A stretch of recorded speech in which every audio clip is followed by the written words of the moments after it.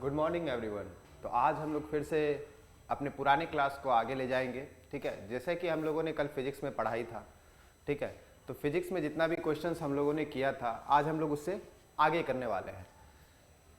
तो आप जानते ही हैं कि जितना भी क्वेश्चंस है सारा का सारा इम्पॉर्टेंट है आपके लिए।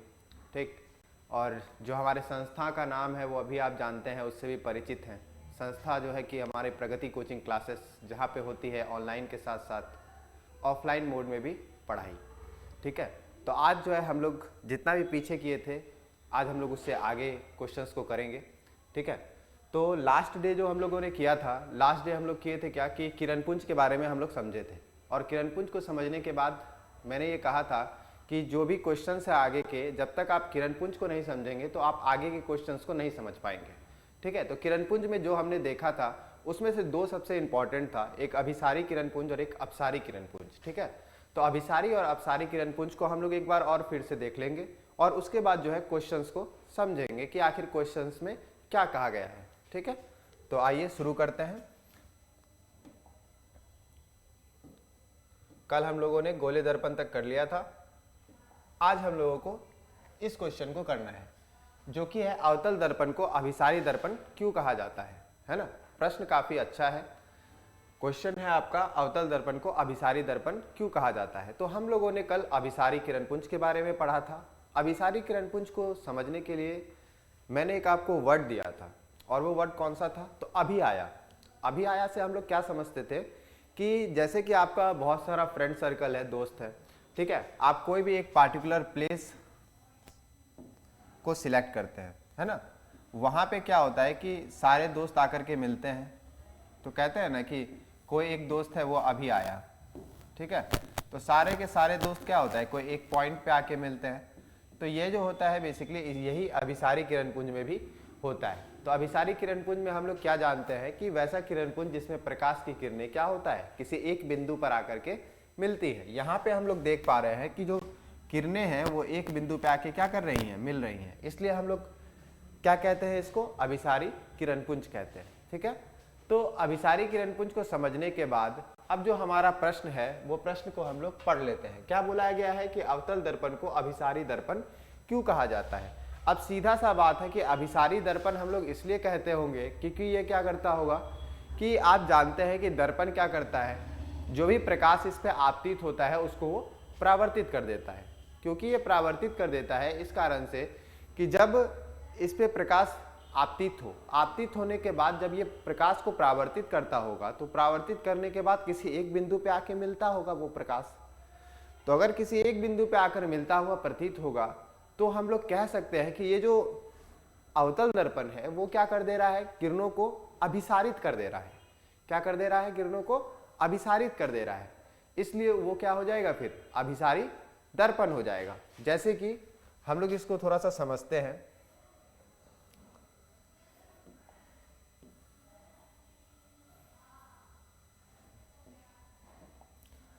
आप जानते हैं कि जो अवतल दर्पण होता है वो इस ढंग का होता है ना। इसका परावर्तक सतह कैसा होता है, धंसा हुआ।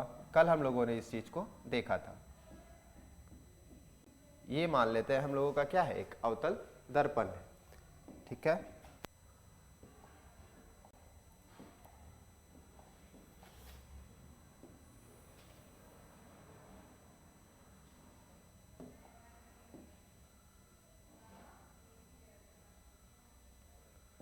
और इसको हम लोग कहते हैं, ये जो लाइन हमने ड्रॉ किया है इसको हम लोग कहते हैं मुख्य अक्ष।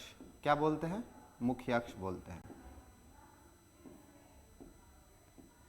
ये जो लाइन है इसको हम लोग क्या कहते हैं, मुख्य अक्ष या फिर प्रिंसिपल एक्सिस। ठीक है, तो एक चीज जब आप कभी भी प्रकाश का परावर्तन पढ़े होंगे तो आपने एक चीज पढ़ा होगा कि अगर कोई किरण, ठीक है, अगर कोई किरण मुख्य अक्ष के समांतर आपतित होती है, ठीक है, अगर कोई किरण मुख्य अक्ष के समांतर आपतित होती है तो वो दर्पण से परावर्तन के बाद दर्पण के फोकस से होकर गुजरती है या फिर गुजरती हुई प्रतीत होती है ना।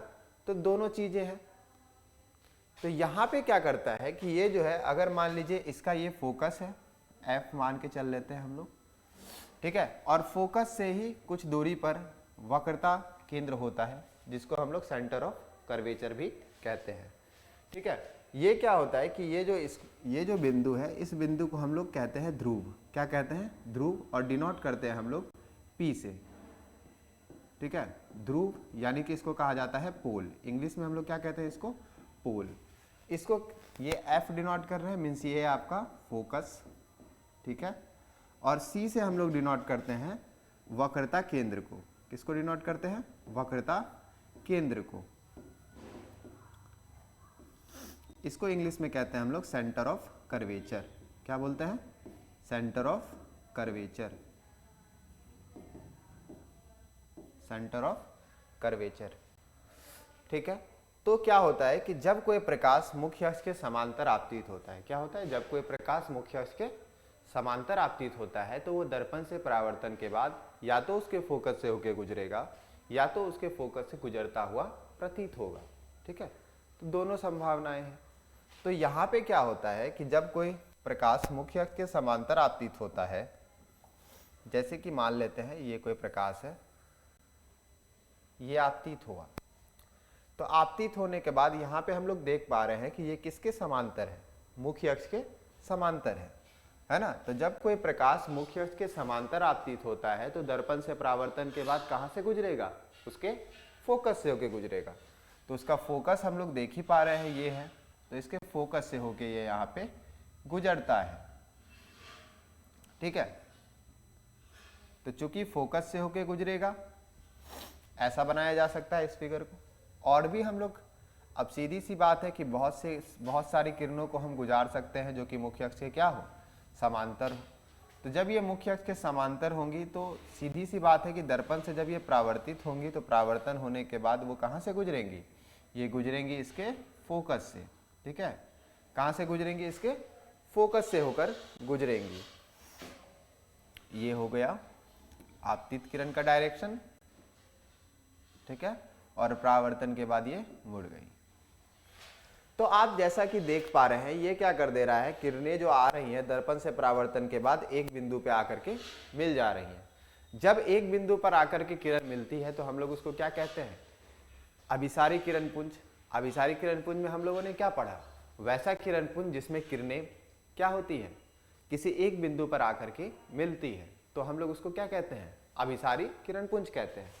जैसा कि सेम चीज यहाँ भी हो रहा है कि किरणें आ तो रही हैं लेकिन दर्पण से परावर्तन के बाद एक बिंदु पे आ रही है, तो सीधी सी बात है कि किसी एक बिंदु पे आके मिल तो रही है ना।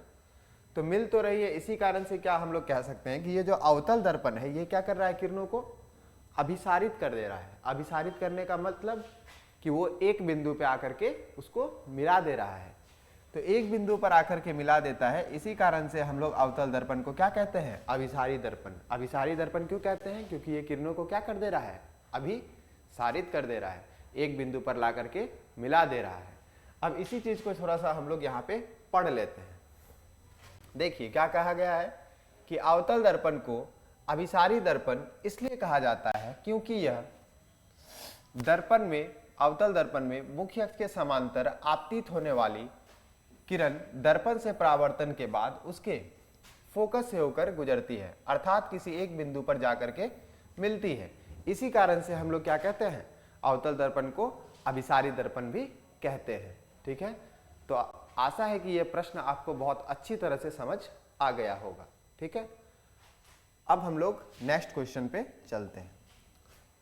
जो अगला क्वेश्चन है, अगला क्वेश्चन क्या कहता है आपका? अवतल दर्पण का प्रयोग हजामती दर्पण के रूप में क्यों किया जाता है?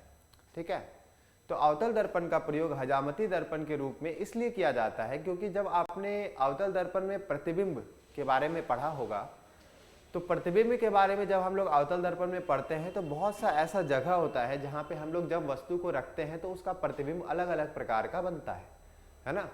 आप जानते ही होंगे कि अवतल दर्पण में जो है प्रतिबिंब वास्तविक के साथ साथ काल्पनिक भी बनता है, और काल्पनिक प्रतिबिंब का निर्माण अवतल दर्पण में तभी होता है जब हम किसी वस्तु को अवतल दर्पण के ध्रुव और उसके फोकस के बीच रखते हैं।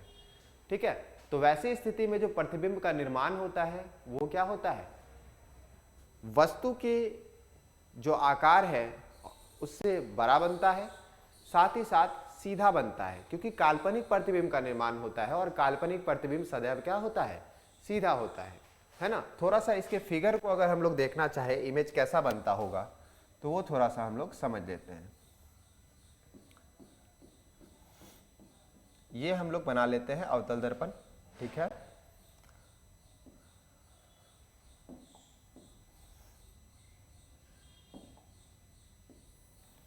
ये हो गया इसका मुख्य अक्ष, ठीक है।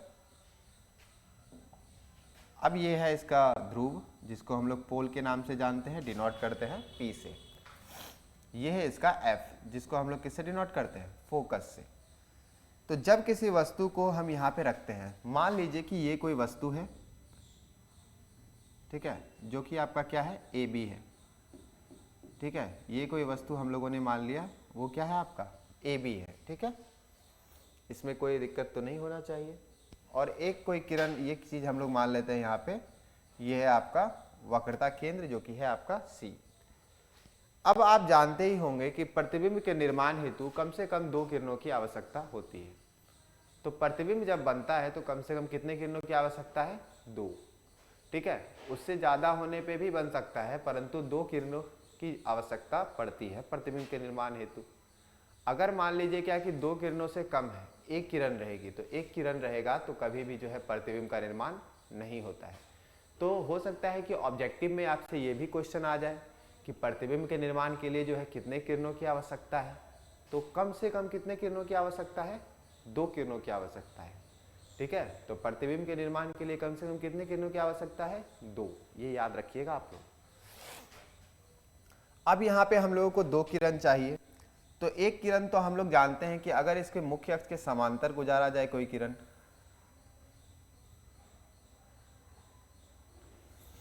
ठीक है, तो वो दर्पण से परावर्तन के बाद कहां से होके गुजरती है, उसके फोकस से होके गुजरती है ना। ये चीज तो हम लोग जानते हैं। दर्पण से परावर्तन के बाद ये कहां से गुजरेगी, फोकस से होके गुजरेगी। तो ये तो अपना फोकस से होके गुजर जाएगी, ठीक है। अब उसके बाद तो ये तो 1 किरण हुआ, है ना। अब दूसरा किरण के बारे में देखें तो दूसरा किरण क्या होगा। अब आप जानते होंगे कि कोई किरण अगर वक्रता केंद्र के रास्ते आपतित होती है तो वक्रता केंद्र से ही फिर गुजर भी जाती है, ठीक है। तो इस स्थिति में क्या हो रहा है कि दर्पण से परावर्तन के बाद दोनों तो एक ही तरफ मिल जा रही है, एक ही तरफ आ जा रही है, ठीक है। लेकिन दोनों किरणें एक दूसरे को कहीं पे प्रतिच्छेद नहीं कर पा रही है। जब नहीं कर पा रही है तो हम लोग देखते हैं इस स्थिति में कि यहाँ पे जो प्रतिबिंब का निर्माण होता है वो क्या होता है, दर्पण के अंदर बनता है। दर्पण के अंदर इसलिए बनता है क्योंकि यहाँ पे इस तरफ अगर देखा जाए, अगर इधर प्रतिबिंब का निर्माण होता तो वो वास्तविक प्रतिबिंब का निर्माण होता, और वास्तविक प्रतिबिंब का निर्माण यहाँ पे नहीं हो पा रहा है। क्यों नहीं हो पा रहा है, क्योंकि ये दोनों किरणें दर्पण से परावर्तन के बाद एक दूसरे को कहीं पर भी नहीं काटती है, क्योंकि जहां पे काटेगा वहीं पर ही प्रतिबिंब का निर्माण होता है। यहाँ पे तो वैसा कुछ नहीं बन रहा है।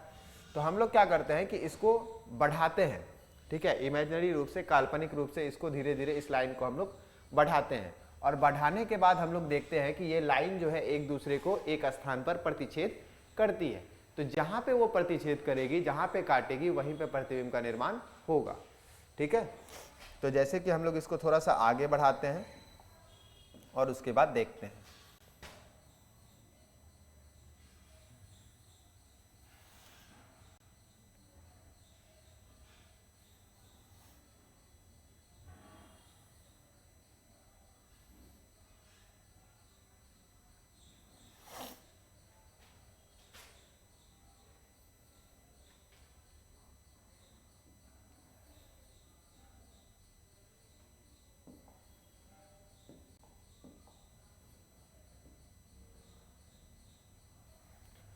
जैसा कि आप देख पा रहे हैं कि ये दोनों किरणें जो है एक दूसरे को इस बिंदु पर प्रतिच्छेद कर रही हैं।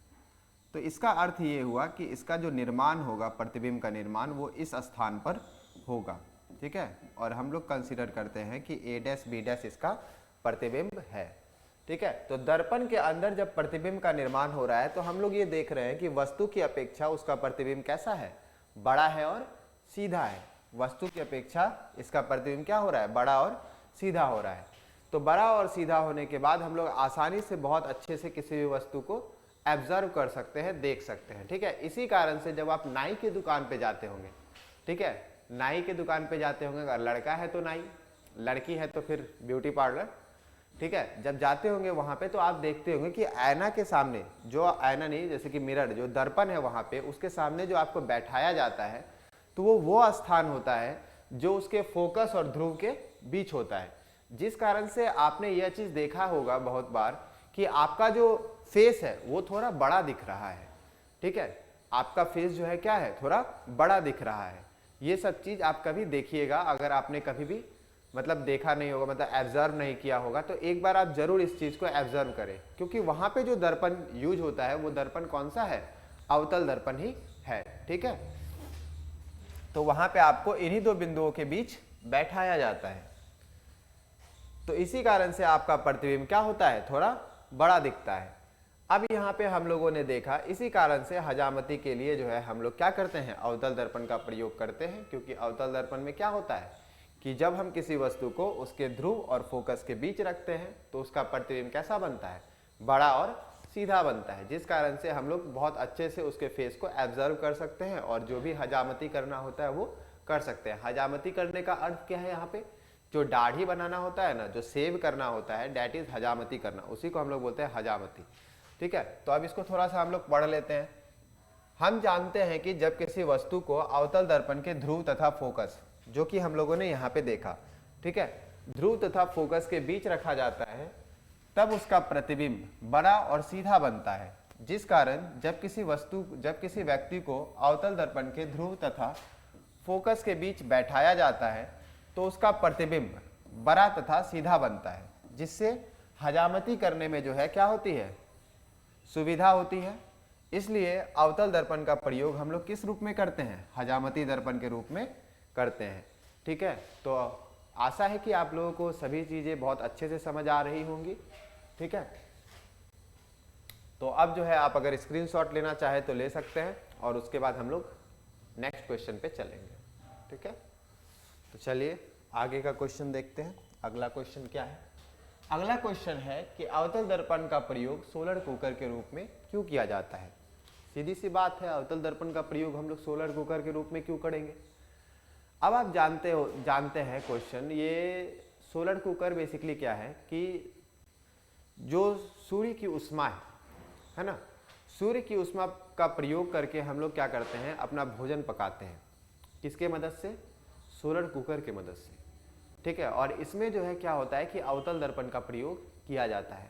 अब सवाल ये है कि हम लोग अवतल दर्पण का प्रयोग क्यों करते हैं, क्योंकि हम लोग जानते हैं एक चीज कि अगर अवतल दर्पण में किरणें मुख्य अक्ष के समांतर आपतित हुई तो आपतित होने के बाद वो निश्चित रूप से उसके फोकस से होकर गुजरेंगी। अब जब वो निश्चित रूप से उसके फोकस से होकर गुजरेंगी तो इसका मतलब क्या है कि वो जो है बहुत सी किरणों को उसके फोकस पर एकत्र कर देता है ना, मिला देता है।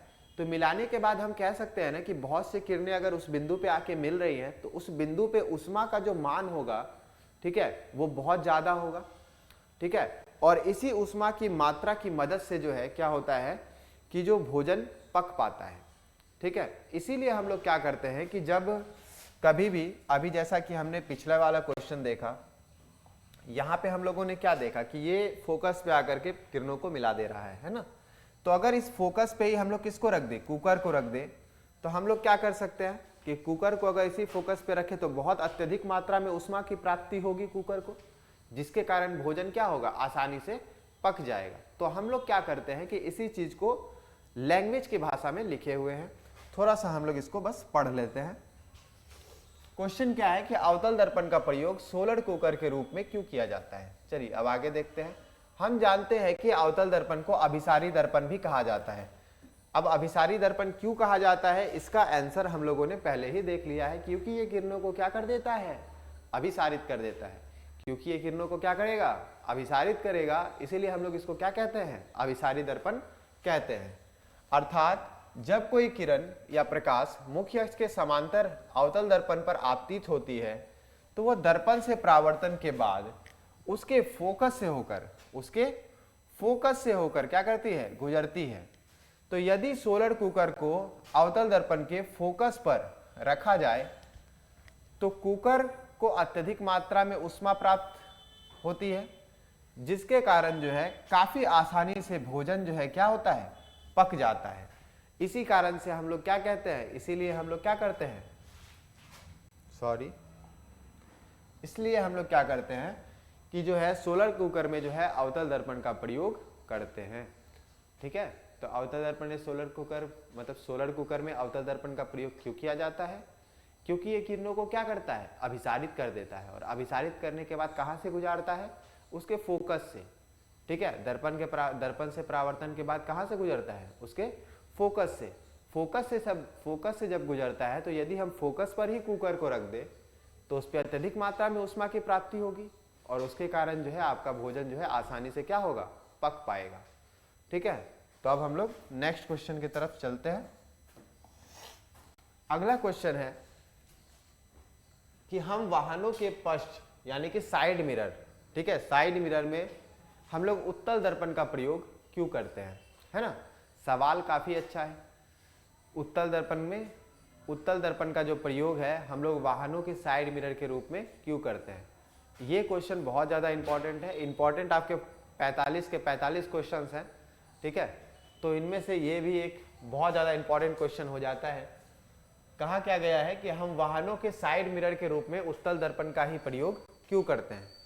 तो इसका आंसर काफ़ी अच्छा है, और आप इसको अगर पढ़ ले तो उससे भी आपको समझ आ जाएगा।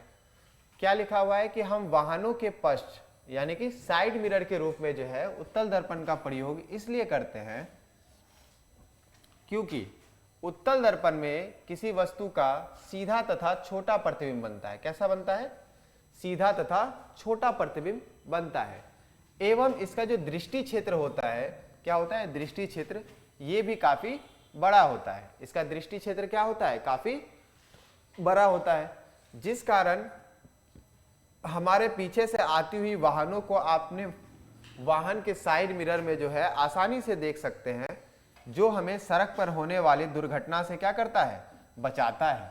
ठीक है, इसीलिए हम लोग क्या करते हैं, साइड मिरर के रूप में उत्तल दर्पण का प्रयोग करते हैं। ठीक है, तो एक बार फिर से हम लोग देखेंगे, हम वाहनों के साइड मिरर के रूप में उत्तल दर्पण का प्रयोग इसलिए करते हैं क्योंकि यह क्या करता है, वस्तु का सीधा तथा छोटा प्रतिबिंब बनाता है, साथ ही साथ इसका दृष्टि क्षेत्र भी क्या होता है, काफी बड़ा होता है, जिस कारण से क्या होता है कि जब पीछे से कोई भी गाड़ी आ रही होती है, कोई भी वाहन आ रही होती है, तो हम लोग उसको अपने साइड मिरर में, अपने वाहन के साइड मिरर में आसानी से देख सकते हैं, और सड़क पर जो होने वाली दुर्घटना है उससे अपने आप को बचा सकते हैं, है ना। तो यही इसका आंसर है। अब इसको समझने के बाद आपका जो प्रकाश का परावर्तन है उसके जितने भी इंपॉर्टेंट क्वेश्चन थे हम लोगों ने कर लिए हैं। ठीक है, अब आगे हम लोग चलेंगे। आगे है आपका प्रकाश का अपवर्तन। ठीक है, अपवर्तन बेसिकली ज़्यादा डिफिकल्ट नहीं है। ठीक है, अपवर्तन को समझना बहुत आसान भी है। इसमें बेसिकली होता क्या है कि आप जानते ही होंगे, आपने पढ़ रखा होगा पहले तो,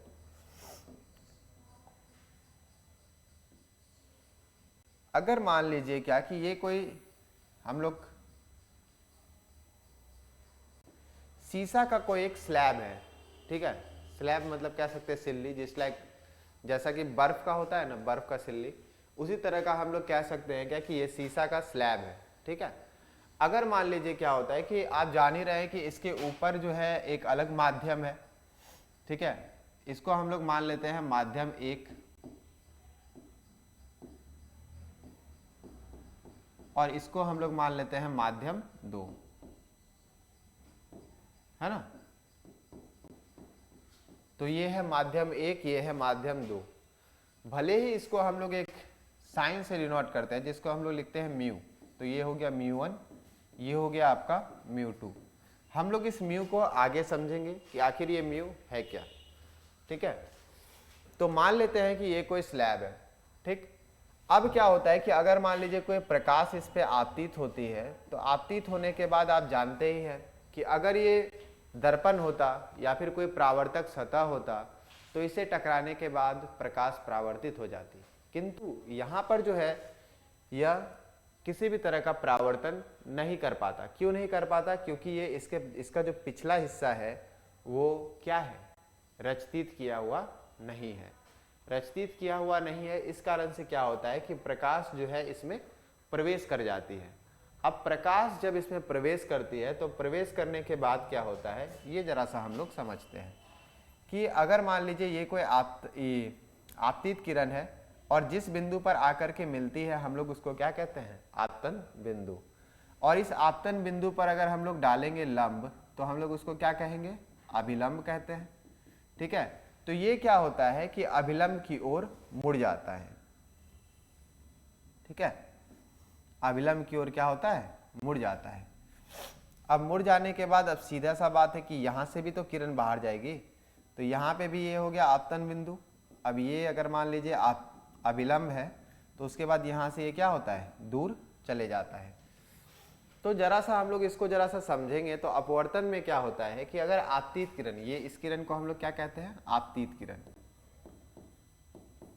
कौन सा किरण है ये, आपतित किरण है। ठीक है, ये कौन सा किरण है, ये है आपका अपवर्तित किरण। क्या है ये, अपवर्तित किरण।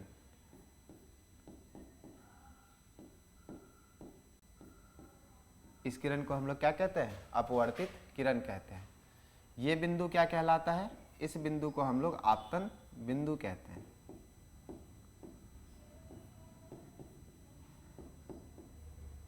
ठीक है, इस बिंदु को हम लोग क्या कहते हैं, आपतन बिंदु कहते हैं।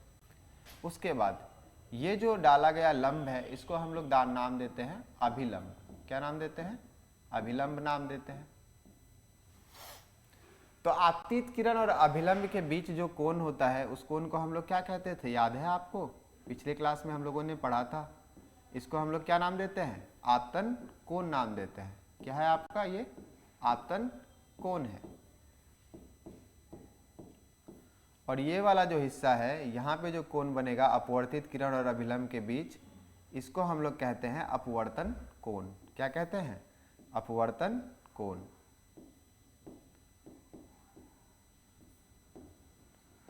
और इसको डिनोट करते हैं हम लोग आर से।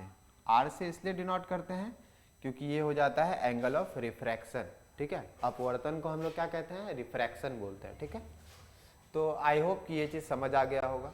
तो क्या हो रहा है कि आपतित किरण किसी एक माध्यम से आ रही है और टकराने के बाद वो दूसरे माध्यम में प्रवेश करती है। तो जब दूसरे माध्यम में प्रवेश करती है तो इसके दिशा में क्या होता है, परिवर्तन हो रहा है ना। इसकी दिशा में क्या हो जा रहा है, परिवर्तन हो जा रहा है। इसी घटना को क्या कहा जाता है, प्रकाश का अपवर्तन कहते हैं। जब आपतित किरण किसी एक माध्यम से दूसरे माध्यम में प्रवेश करती है, ठीक है, तो उसकी दिशा में क्या होता है, परिवर्तन हो जाता है। इसी घटना को क्या कहा जाता है, प्रकाश का अपवर्तन कहा जाता है। ठीक है, इसी घटना को हम लोग क्या कहते हैं, प्रकाश का अपवर्तन। अब जरा सा यहाँ पे पढ़ लेते हैं हम लोग। तो जब प्रकाश एक माध्यम से दूसरे माध्यम में प्रवेश करती है तो उसकी दिशा में क्या होता है, परिवर्तन हो जाता है। इसी क्रिया को या फिर इसी घटना को हम लोग क्या कहते हैं, प्रकाश का अपवर्तन कहते हैं। तो जब क्या हो रहा है कि प्रकाश एक माध्यम से दूसरे माध्यम में प्रवेश करता है, जब प्रकाश क्या होता है, एक माध्यम से दूसरे माध्यम में प्रवेश करता है तो उसकी दिशा में क्या होता है, परिवर्तन हो जाता है। ठीक है, तो उसकी दिशा में क्या होता है, परिवर्तन। ठीक है, तो उसकी दिशा में क्या हो जा रहा है, परिवर्तन हो जा रहा है। इसी को हम लोग क्या कहते हैं, प्रकाश का अपवर्तन कहते हैं। ठीक है, तो प्रकाश का अपवर्तन क्या है, तो जब प्रकाश किसी एक माध्यम से, देखिए यहाँ पे हम लोग ने फिगर से भी समझा था, एक माध्यम से प्रकाश दूसरे माध्यम में प्रवेश कर रही है तो उसकी दिशा में क्या हो जा रहा है, परिवर्तन हो जा रहा है। और इसी परिवर्तन को हम लोग क्या कहते हैं, जो दिशा में परिवर्तन होता है इसी घटना को हम लोग कहते हैं प्रकाश का अपवर्तन। ठीक है, अब हम लोग देखेंगे प्रकाश के अपवर्तन का नियम। प्रकाश के अपवर्तन का नियम उसी प्रकार का है जिस प्रकार से हम लोगों ने किसको समझा था, प्रकाश के परावर्तन के नियम को।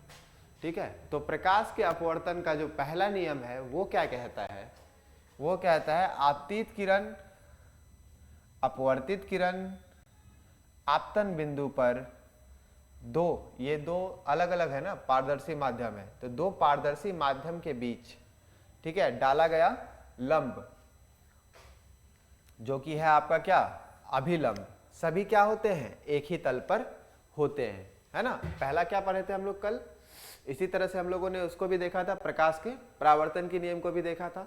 आपतित किरण, अपवर्तित किरण एवं आपतन बिंदु पर दो पारदर्शी माध्यम के अंतर पृष्ठ पर डाला गया अभिलंब क्या होता है, सभी एक ही तल पर होते हैं।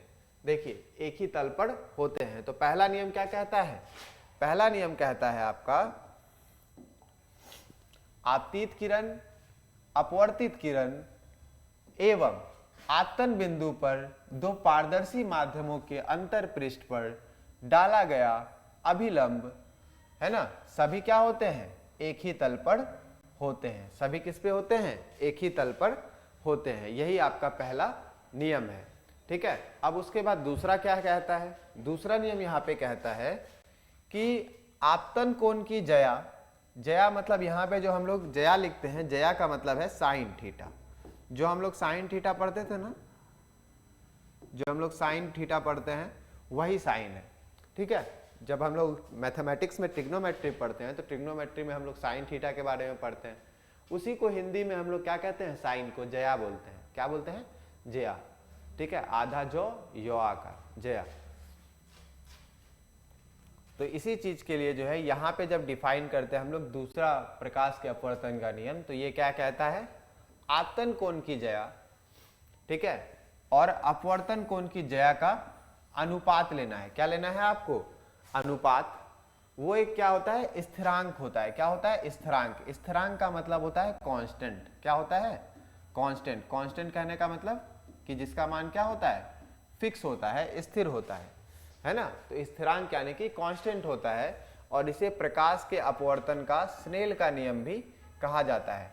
तो ये चीज आप लोग याद रखेंगे कि 2 मार्क्स में कभी कभी ये भी क्वेश्चन आता है कि स्नेल का नियम क्या है।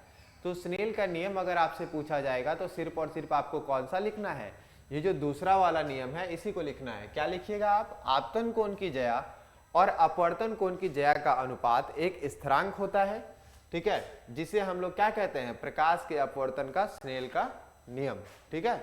और इसका एक फॉर्मूला होता है, हम लोग इस फॉर्मूला को भी लिख लेंगे, ठीक है। जैसे कि फॉर्मूला यहाँ पे हम लोग लिखते हैं, थोड़ा सा इसको नीचे कर देते हैं, ठीक है।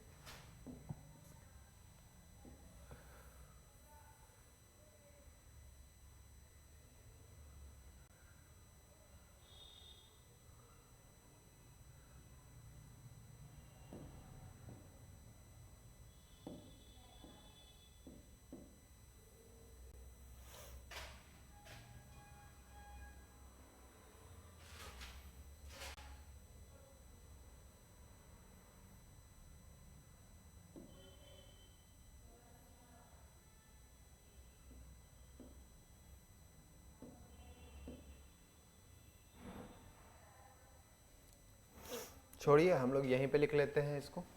इसको लिखा जाता है जैसे कि हम लोग लिखते हैं 1μ2 इज इक्वल टू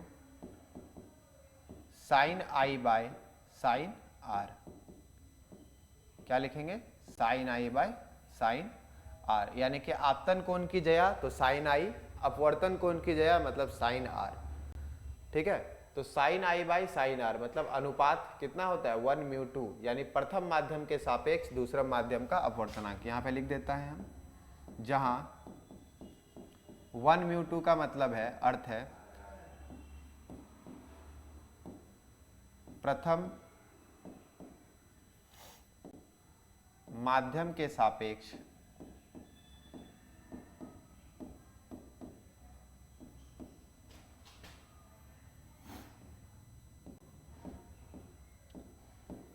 दूसरे माध्यम का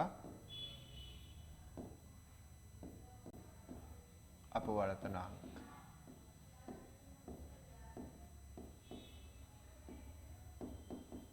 ठीक है, प्रथम माध्यम के सापेक्ष दूसरे माध्यम का अपवर्तनांक। तो ये इसका एक फॉर्मूला है। तो जब आप लिखिएगा प्रकाश के अपवर्तन का नियम तो आप इसको वहां पे जरूर लिखिएगा, ठीक है।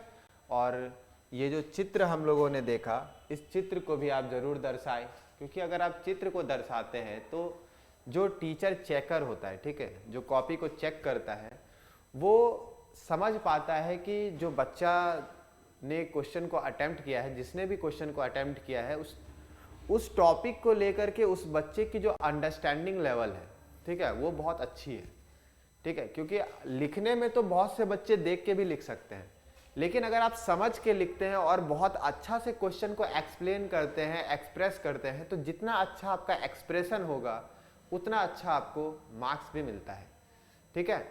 इसलिए हम लोग कई बार ऐसा भी देखते हैं कि क्या हम लोग सुनते हैं कि बहुत बच्चे बोलते हैं क्या कि हमने जो है क्वेश्चंस को लिखा तो है, ठीक है, हम लोग क्वेश्चन को पूरा लिख के आते हैं, हम लोगों को मार्क्स नहीं मिलता। तो मार्क्स नहीं मिलता, तो मार्क्स नहीं मिलता है तो उसके पीछे का रीजन है, ठीक है। आप लोगों को ये चीज़ समझना चाहिए कि जहाँ पे हम लोगों को फिगर की ज़रूरत होती है समझाने के लिए, वहाँ पे हम लोग फिगर को इंक्लूड करें। आप वहाँ पे फिगर को इंक्लूड करते नहीं हो और उसके बाद सोचते हो कि आपको पूरा का पूरा मार्क्स मिले। कौन देगा आपको? कोई भी नहीं देगा, ठीक है। तो क्वेश्चन को जब आप लिखते हैं तो क्वेश्चन को सबसे पहले आपको क्या करना है कि क्वेश्चन को पढ़ने के बाद क्वेश्चन से आपको वो चीज़ ढूंढनी है जो कि क्वेश्चन का रिक्वायरमेंट है, ठीक है। क्वेश्चन की जो ज़रूरतें हैं सबसे पहले उसको समझिए और क्वेश्चन की ज़रूरतों को समझने के बाद ही आप क्वेश्चन को लिखिए। जब आप क्वेश्चन का आंसर जो लिखते हैं तो वो दर्शाता है कि आप क्वेश्चन को कितने अच्छे से समझे हैं, ठीक है, और कितना अच्छे तरीके से आपने उसको एक्सप्लेन करके लिखा है, ठीक। तो इन चीज़ों की थोड़ी थोड़ी छोटी छोटी सी चीज़ें हैं जिनको आप लोगों को ध्यान रखना चाहिए जब आप क्वेश्चन को अटेम्प्ट करते हैं, ठीक है। तो जहाँ पे फिगर हो सके आप वहाँ पे फिगर जरूर ड्रॉ करें, ठीक है। उससे एक अच्छा मतलब कह सकते हैं कि व्यू पॉइंट बनता है टीचर के मन में कि जो बच्चा है वो काफ़ी अच्छे तरीके से पढ़ के आया है, ठीक है, उसे बहुत सी चीज़ों की समझ है, ठीक, और उस बच्चे को आगे बढ़ाने में टीचर भी कोई कमी नहीं छोड़ता है। तो इन चीज़ों को ध्यान रखते हुए हम लोग अपने आगे अगले क्वेश्चन की तरफ बढ़ेंगे, ठीक है। तो आई होप कि आप लोगों को ये समझ आ गया होगा। ये फिगर आप जरा सा देख लीजिए, ये बहुत इंपॉर्टेंट फिगर है अपवर्तन को समझने के लिए, ठीक है। अब जो नेक्स्ट है फिर हम लोग अगला क्वेश्चन पे चलते हैं। अब जो अगला क्वेश्चन है वो है आपका अपवर्तनांक को परिभाषित करें। क्वेश्चन क्या कहता है? अपवर्तनांक को परिभाषित करें। साथ ही साथ आपसे एक यहाँ पे क्वेश्चन भी पूछा है कि हीरे का अपवर्तनांक 2.42 है, इसका क्या अर्थ है ना। तो क्वेश्चंस अलग अलग भी पूछे जाते हैं। आप ये मत सोचिएगा कि यहाँ पे क्वेश्चंस को हम लोगों ने मिक्स किया हुआ है दोनों क्वेश्चन को, तो ये दोनों क्वेश्चन साथ में आएंगे। आ भी सकते हैं साथ में, नहीं भी आ सकते हैं, ठीक है। अगर साथ में नहीं आया तो वो अलग अलग आएगा। अलग अलग कैसे आएगा कि आपसे एक क्वेश्चन ये पूछ लिया जाएगा कि अपवर्तनांक को परिभाषित करें, एक ये छोटा सा क्वेश्चन है, और दूसरा क्वेश्चन ये आपसे पूछा जा सकता है कि हीरे का अपवर्तनांक 2.42 है, इसका क्या अर्थ है ना। तो क्वेश्चन दोनों ही बहुत अच्छे हैं। जब तक आप अपवर्तनांक को नहीं समझते हैं तो अपवर्तनांक को नहीं समझिएगा तो आपके पास इसका आंसर हो ही नहीं सकता। भले ही आप रट करके आ जाइए, रटना बहुत आसान चीज है ना, कोई भी रट करके आंसर दे सकता है, लेकिन समझना बहुत जरूरी है। क्योंकि साइंस की अगर हम लोग बात करें तो साइंस में जब तक आप किसी भी चीज को समझते नहीं है तब तो कोई फायदा नहीं है पढ़ने का। साइंस में हम लोग क्या करते हैं, बस अगर रटाफिकेशन कर लेंगे तो फिर फायदा नहीं है, ठीक है। साइंस में हम लोग उसको समझते हुए चलेंगे। बाकी चीजों में आप रट सकते हैं, समझ में आता है, ठीक है, लेकिन साइंस में अगर आप चीजों को नहीं समझिएगा तो वो आपके लिए प्रॉब्लमैटिक होगा, बहुत ज्यादा प्रॉब्लम क्रिएट कर सकता है, ठीक है। तो इन चीजों का आप ध्यान रखेंगे। तो जैसे कि यहाँ पे क्वेश्चन है आपका कि अपवर्तनांक को परिभाषित करें, तो एक बहुत छोटा सा डेफिनेशन है अपवर्तनांक क्या है। तो अपवर्तनांक क्या होता है कि किसी माध्यम में प्रकाश की चाल, देखिए यहाँ पे अगर सुनते हैं हम लोग, ठीक है, बहुत आसान सा है कि निर्वात में अगर जो प्रकाश की चाल होती है तथा किसी माध्यम में प्रकाश की चाल का जो अनुपात होता है उसी को हम लोग क्या कहते हैं, अपवर्तनांक कहते हैं। अपवर्तनांक क्या है? बेसिकली निर्वात में जो प्रकाश की चाल है तथा किसी माध्यम में प्रकाश की चाल का अनुपात क्या कहलाता है? अपवर्तनांक कहलाता है। लेकिन किसका? दूसरे माध्यम का अपवर्तनांक कहलाता है, ठीक है, प्रथम माध्यम का नहीं। थोड़ा सा इसको पढ़ लेते हैं तो आपको समझ आ जाएगा। क्या लिखा हुआ है कि निर्वात में प्रकाश की चाल तथा किसी माध्यम में प्रकाश की चाल का जो अनुपात है, ठीक है, उसी को हम लोग क्या कहते हैं? उस माध्यम का अपवर्तनांक कहते हैं। उस माध्यम का अपवर्तनांक कहते हैं। जैसे कि हम लोगों ने, जैसे कि अगर मान लीजिए कि कोई एक चीज हम लोग यहाँ पे बना लेते हैं, मान लीजिए कि ये कोई बर्तन है, वेसल है, जिसमें आपका क्या रखा हुआ है, पानी रखा हुआ है, ठीक है, क्या भरा हुआ है, पानी भरा हुआ है, ठीक। अब इसमें प्रकाश अगर प्रवेश करेगी तो सीधी सी बात है माध्यम में परिवर्तन हुआ है, तो जब माध्यम में परिवर्तन होगा तो प्रकाश जब इसके अंदर प्रवेश करेगी तो उसके दिशा में भी क्या होगा, परिवर्तन होगा, क्योंकि इसी घटना को हम लोग क्या कहते हैं, प्रकाश का अपवर्तन कहते हैं। तो यहाँ पे आने के बाद अब ये क्या होगा, इसकी दिशा में परिवर्तन होगा। तो जैसे ही इसकी दिशा में परिवर्तन हुआ, अब क्या हुआ कि इस माध्यम में प्रकाश की चाल अलग होगी, इस माध्यम में प्रकाश की चाल अलग होगी। मान लीजिए कि यह निर्वात है, तो निर्वात में प्रकाश की चाल को हम लोग C से डिनोट करते हैं और किसी माध्यम में चाल को हम लोग V से डिनोट करते हैं। किससे डिनोट करते हैं, V से। तो म्यू जो होता है अपवर्तनांक, अपवर्तनांक यानी कि म्यू, इसे हम लोग म्यू से डिनोट करते हैं। किससे डिनोट करते हैं, म्यू से। अपवर्तनांक को किससे डिनोट करते हैं, म्यू से। तो म्यू बराबर फॉर्मूला बन जाता है यहाँ पे C/V, जहाँ पे C आपका क्या है, निर्वात में प्रकाश की चाल,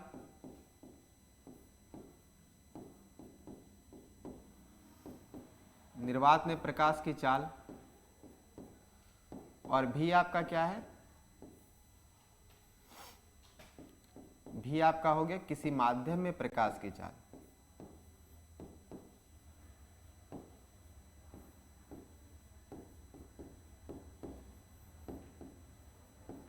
किसी माध्यम में प्रकाश की चाल, ठीक है।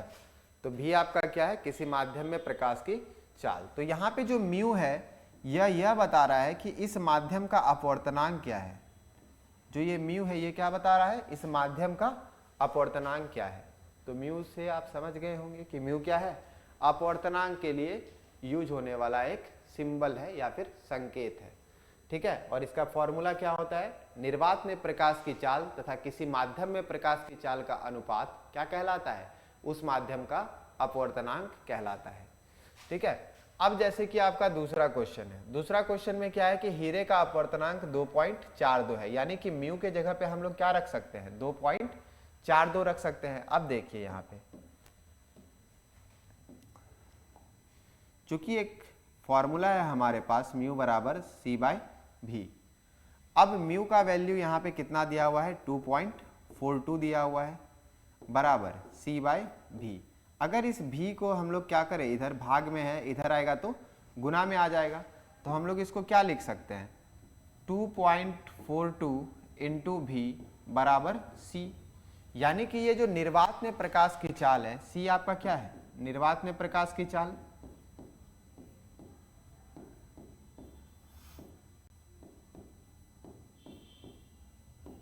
प्रकाश की चाल,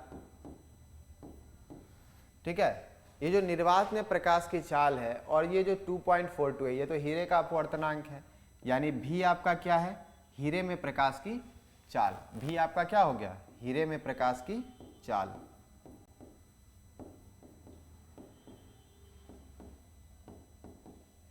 हीरे में प्रकाश की चाल। तो हम लोग कह सकते हैं ना कि इसका अर्थ ये होता है कि निर्वात में प्रकाश की चाल हीरे में प्रकाश की चाल का 2.42 गुना है ना। कह सकते हैं कि निर्वात में प्रकाश की चाल हीरे में प्रकाश की चाल का कितना है, 2.42 गुना है। तो इसी चीज को हम लोगों ने यहाँ पे लिखा हुआ है कि हीरे का अपवर्तनांक 2.42 है। इसका यह अर्थ है कि जो निर्वात में प्रकाश की चाल है वह हीरे में प्रकाश की चाल का कितना है, 2.42 गुना है, ठीक है, 2.42 गुना है, ठीक है। तो आई होप कि आप लोगों को ये बातें बहुत अच्छे से समझ आ गई होंगी, ठीक है। और ये फॉर्मूला आप लोग याद रखेंगे, ठीक है। फॉर्मूला बहुत ज़्यादा इंपॉर्टेंट है और इस फॉर्मूला के बेसिस पे हम लोग किसी भी माध्यम में प्रकाश की चाल पता कर सकते हैं। और ये भी है कि निर्वात में प्रकाश की चाल कितनी होती है, तो निर्वात में प्रकाश की चाल कितनी होती है, 3 × 10⁸ मीटर पर सेकेंड होती है, या फिर अगर हम लोग कहें 3 × 10⁵ किलोमीटर पर सेकेंड होती है। तो इस बात को आप ध्यान रखेंगे, ठीक है। तो अब हम लोग अगले क्वेश्चन की ओर चलते हैं, ठीक है। अगला क्वेश्चन है आपका कि पानी में रखा हुआ सिक्का उठा हुआ क्यों प्रतीत होता है ना। अब आप जानते ही हैं कि प्रकाश जब पानी में प्रवेश करती है तो उसकी दिशा में क्या होता है, परिवर्तन होता है। तो जब उसकी दिशा में क्या होगा, परिवर्तन होगा, तो उसके कारण क्या होता है कि अपवर्तित किरण की दिशा इस प्रकार से दिखती है कि वो सिक्के के वास्तविक स्थिति से ना आकर उसके ऊपर के हिस्से से आती हुई प्रतीत होती है, जिस कारण से हम लोगों को यह लगता है कि वह सिक्का जो है क्या है, उठा हुआ है। इसी क्वेश्चन का आंसर हम लोगों ने लिखा है यहाँ पे कि जब प्रकाश हवा से पानी में प्रवेश करती है तो अपवर्तन के कारण क्या होता है, उसकी दिशा में परिवर्तन हो जाता है। अब परिवर्तन होता है जिस कारण से हम लोग जानते हैं कि जो अपवर्तित किरण है वो सिक्के की जो वास्तविक स्थिति है उससे ऊपर से आती हुई प्रतीत होती है। ठीक है, वास्तविक स्थिति से ऊपर से आती हुई प्रतीत होती है। ठीक है, जिस कारण से हम लोग क्या कहते हैं कि पानी में रखा हुआ सिक्का क्या हुआ दिखता है, उठा हुआ प्रतीत होता है। बस इतना सा ही आंसर है इसका। ठीक है, क्या है आंसर कि पानी में रखा हुआ सिक्का उठा हुआ क्यों प्रतीत होता है, तो जब प्रकाश हवा से पानी में प्रवेश करती है तब अपवर्तन के कारण उसकी दिशा में क्या होता है, परिवर्तन होता है। ठीक है, जिस कारण अपवर्तित किरण सिक्के के वास्तविक स्थिति से ऊपर से आती हुई प्रतीत होती है। ठीक है, जिस कारण से हम लोगों को लगता है कि जो सिक्का है वो वास्तविक स्थिति से क्या है, उठा हुआ है। ठीक है, तो यही इसका आंसर है और ये आप स्क्रीनशॉट ले सकते हैं, यहाँ पे स्क्रीनशॉट ले लीजिए और उसके बाद हम लोग अगला क्वेश्चन पे चलते हैं। अगला क्वेश्चन क्या है, तारे क्यों टिमटिमाते हैं। अगला क्वेश्चन क्या है, तारे क्यों टिमटिमाते हैं। तो तारे क्यों टिमटिमाते हैं, अब आप जानते हैं कि जब जो प्रकाश आ रहा है वो निर्वात से आ रहा है ना, किसी भी प्रकार का माध्यम नहीं है, ऊपर अंतरिक्ष में किसी भी प्रकार का माध्यम नहीं है और वहां पे जो प्रकाश की चाल है वो कितनी है, 3 × 10⁸ मीटर पर सेकेंड। परंतु जब वो क्या होता है, पृथ्वी के वायुमंडल में प्रवेश करती है तो आप जानते हैं कि पृथ्वी के वायुमंडल में बहुत सी गैसेस हैं, जिसके कारण क्या होता है कि उसमें पृथ्वी के वायुमंडल में बहुत सारी गैसेस हैं, जिसके कारण क्या होता है कि उसके दिशा में परिवर्तन होता रहता है और जब दिशा में परिवर्तन होता रहता है तो वो कुछ क्षण के लिए हमारी आंखों में प्रवेश करती है, फिर उसके बाद हट जाती है। जैसे कि हम लोग थोड़ा सा इसको पिक्चर के माध्यम से समझ सकते हैं। अब मान लीजिए क्या कि यहाँ पे अब जब जानते हैं स्ट्रेटोस्फीयर के बारे में, बहुत से अलग अलग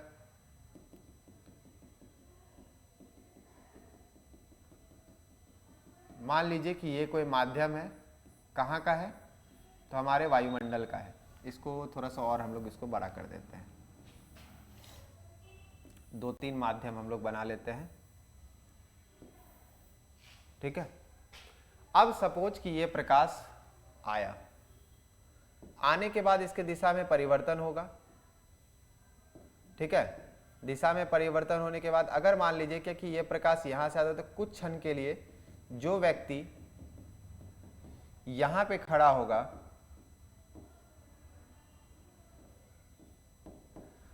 उसकी आंखों में ये किरण प्रवेश की होगी और उसके बाद उसको वो दिखा होगा। ठीक है, उसके बाद क्या होगा कि फिर से यहाँ पे आने के बाद अब यहां से जब आ रही है प्रकाश तो यहाँ पे जो व्यक्ति होगा उसको ये चीज दिख रहा होगा। ठीक है, उसके बाद फिर इसकी दिशा में अगर मान लीजिए परिवर्तन हो जा रहा है, अब फिर से अगर इसकी दिशा में परिवर्तन हुआ तो अब जो यहाँ पे व्यक्ति है उसको दिखेगा ये चीज। ठीक, और फिर मान लीजिए फिर ऐसा हो जाए कि फिर इसकी दिशा में परिवर्तन, बहुत सी प्रकाश आते रहती है ना, कोई एक किरण को लेकर के हम लोग इसको समझने का प्रयास कर रहे हैं। ठीक है, अब मान लीजिए फिर इसकी दिशा में परिवर्तन हो गया तो अब फिर मान लीजिए इसकी आंखों में प्रवेश किया तो फिर ये तारा टिमटिमाता हो। इसी कारण से तारा का प्रकाश क्या होता है, बार बार बहुत से वायुमंडलीय अपवर्तन के कारण इसका दिशा जो है परिवर्तित होते रहता है और परिवर्तन के कारण हमारी आंखों में प्रवेश करता है, फिर रुक जाता है, फिर प्रवेश करता है, फिर रुक जाता है। तो इस कारण से जो है क्या होता है कि हमें जो है तारा टिमटिमाता हुआ प्रतीत होता है। तो तारों से आने वाला प्रकाश जब हमारे पृथ्वी के वायुमंडल में क्या करता है, प्रवेश करता है, तब वायुमंडलीय अपवर्तन, इसका रीजन क्या है, वायुमंडलीय अपवर्तन के कारण इसकी दिशा में क्या होता रहता है, परिवर्तन होता रहता है, जिस कारण हमें तारे क्या होते हैं, टिमटिमाती हुई प्रतीत होती हैं। तारे कैसी होती है, टिमटिमाती हुई प्रतीत हो रही होती हैं। ठीक है, तो अब हम लोग नेक्स्ट क्वेश्चन की तरफ चलते हैं। अगला क्वेश्चन क्या है कि उत्तल लेंस को अभिसारी लेंस क्यों कहा जाता है। अब सेम ही काम ये भी करता है, ठीक है। अभिसारी लेंस के बारे में, अपसारी लेंस के बारे में आज समझ चुके हैं, अभिसारी किरणपुंज और अपसारी किरणपुंज क्या होता है ना। अगर वो आपको ध्यान में है तो ये तो तुरंत खत्म हो जाएगा, ठीक है। अब थोड़ा सा हम लोग उत्तल लेंस का चित्र बना लेते हैं कि उत्तल लेंस आखिर होता कैसा है।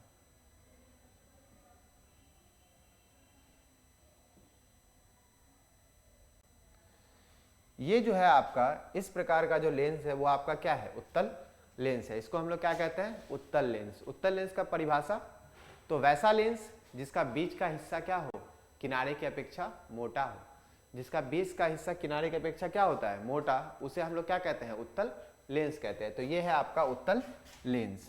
ये कौन सा लेंस है आपका, उत्तल लेंस है, ठीक है। ये आपका कौन सा लेंस है, उत्तल लेंस है।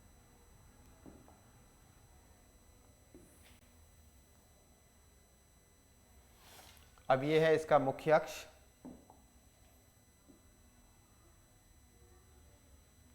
ठीक है। और आप जानते हैं, क्या जानते हैं कि जब क्या होगा, प्रकाश मुख्य अक्ष के समांतर आपतित होगा तो उसके फोकस से होकर गुजरेगा, है ना। उसके फोकस से होकर क्या होगा, गुजरेगा। तो लेंस में जो है दो फोकस होता है, ठीक है। ये मान लीजिए इसका क्या है, प्रकाशीय केंद्र। इधर हम लोग इसको मान लेते हैं F2, ये हो गया आपका 2F2, ये है आपका F1, ये है आपका 2F1, और यही 2F1 आपका वक्रता केंद्र है। तो ये आप C1 और C2 भी लेकर के मान सकते हैं, इसमें कोई गलती नहीं है, ठीक है। अब मान लीजिए क्या कि कोई प्रकाश मुख्य अक्ष के समांतर आपतित हो रही है। तो जब यह मुख्य अक्ष के समांतर आपतित होती है तो आपतित होने के बाद क्या होगा, इसका अपवर्तन होगा, और अपवर्तन के पश्चात ये कहाँ से होकर गुजरेगी, इसके फोकस से होकर गुजरेगी। तो इसके दिशा में क्या होता है, परिवर्तन हो जाता है, और परिवर्तन के बाद ये कहाँ से होकर गुजरती है, इसके फोकस से होकर गुजरती है। तो बहुत सी किरणें हम लोग गुजार सकते हैं।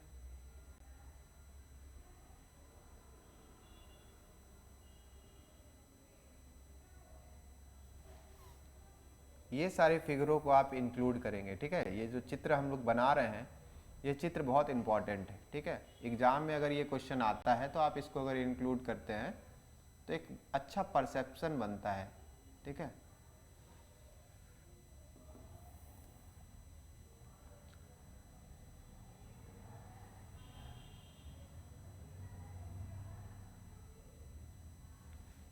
तो ये हो गया आपका, ये किरणें मुख्य अक्ष के समांतर हैं, अपवर्तन के बाद एक बिंदु पर आकर क्या कर रही हैं, मिल रही हैं। जब एक बिंदु पर आकर मिलती हैं तो हम लोग क्या कहते हैं, अब हम इधर से अगर इसको ढक दें तो ढकने के बाद हम लोगों को क्या दिखता है कि ये किरणें एक बिंदु पे आके मिल रही हैं। तो हम लोग कह सकते हैं कि ये इधर से अगर इधर वाला भी खत्म हो तो ये अभिसारी किरणपुंज है, ठीक है। अर्थात कि जो उत्तल लेंस है ये क्या कर दे रहा है, किरणों को अभिसारित कर दे रहा है, और किरणों को अभिसारित करने के कारण ही हम लोग इसको क्या कहते हैं, अभिसारी लेंस कहते हैं, ठीक है। तो देख लीजिए, उत्तल लेंस को अभिसारी लेंस इसलिए कहा जाता है क्योंकि यह मुख्य अक्ष के समांतर आपतित होने वाली किरणों को अपवर्तन के बाद लेंस के फोकस से होकर गुजारती है, अर्थात किसी एक बिंदु पर आकर मिलती है, यानी अभिसारित कर देती है। अर्थात ये किरणों को क्या कर दे रहा है, अभिसारित कर दे रहा है। इसी कारण से हम लोग इसको क्या कहते हैं, अभिसारी लेंस कहते हैं, ठीक है। तो आशा है कि आपको अभिसारी लेंस बहुत अच्छे से समझ आया होगा, क्योंकि इसमें होता क्या है कि यह किरणों को क्या कर दे रही है, अभिसारित कर दे रही है। उत्तल लेंस किरणों को क्या कर देती है, अभिसारित कर देती है। इसी कारण से हम लोग इसको क्या कहते हैं, अभिसारी लेंस भी कहते हैं। और ये मत मानिएगा कि ये क्या है आपका सिर्फ और सिर्फ 2 नंबर वाला क्वेश्चन है, इससे बहुत सारे आपके ऑब्जेक्टिव्स भी हो रहे हैं, ठीक है। जैसे कि क्या क्वेश्चन आपसे पूछा जा सकता है कि कौन सा लेंस अभिसारी लेंस है, तो आपको ये अगर पता होगा तो आप आसानी से उस क्वेश्चन को टिक कर सकते हैं और उसका आंसर क्या होगा, उत्तल लेंस, ठीक है। तो अब हम लोग नेक्स्ट क्वेश्चन की तरफ चलते हैं। अगला क्वेश्चन क्या है, अवतल लेंस को अपसारी लेंस क्यों कहा जाता है। तो सेम कंडीशन है, अवतल लेंस क्या करता है, किरणों को फैला देता है, इसलिए हम लोग इसको क्या कहते हैं, अपसारी लेंस कहते हैं। ठीक है, तो ये क्या होता है, इसका फिगर अगर हम लोग बनाएंगे तो बचपन में जो आप पेड़ बनाते थे याद है, वैसे ही बनाते हैं हम लोग किसको, अवतल लेंस को। ये है आपका अवतल लेंस। अवतल लेंस का परिभाषा क्या होगा, तो परिभाषा इसका एकदम छोटा सा है, क्या हो जाएगा, वैसा लेंस जिसका बीच का भाग किनारे की अपेक्षा क्या हो, पतला हो, उसे हम लोग क्या कहते हैं, अवतल लेंस कहते हैं। ठीक है, उसे हम लोग क्या कहते हैं, अवतल लेंस कहते हैं। अब सेम चीज है कि अगर मुख्य अक्ष के समांतर किरणें क्या होंगी, आपतित होंगी, तो ये इसके दर्पण के मतलब लेंस के फोकस से होकर गुजरेंगी, क्या एकदम गुजरेंगी। ठीक है, लेकिन ये क्या करता है, किरणों को फैला देता है। क्या करता है, ये किरणों को फैला देता है।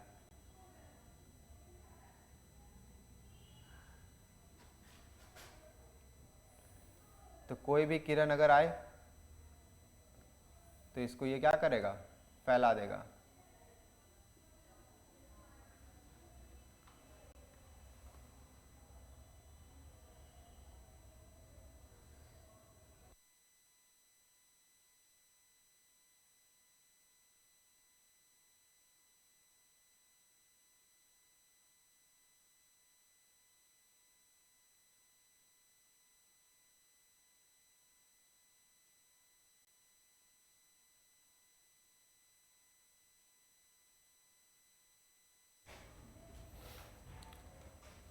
ठीक है, तो अब क्या है इसमें कि मुख्य अक्ष के समांतर अगर आपतित होगा तो ये क्या करता है, किरणों को फैला देता है। ये किरणों को क्या करता है, फैला देता है। इसी कारण से हम लोग क्या कहते हैं कि ये किरणों को क्या कर दे रहा है, अपसारित कर दे रहा है। क्या कर दे रहा है, किरणों को अपसारित कर दे रहा है। इसलिए हम लोग क्या कहते हैं, अवतल लेंस को अपसारी लेंस कहते हैं।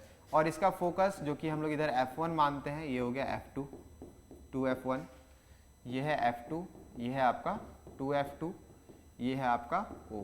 आप जानते ही हैं कि अगर ऐसा है तो प्रकाश क्या होगा, फोकस से तो गुजरना चाहिए, तो ये यहाँ पे आपको प्रतीत होगा इसके फोकस से गुजरता हुआ।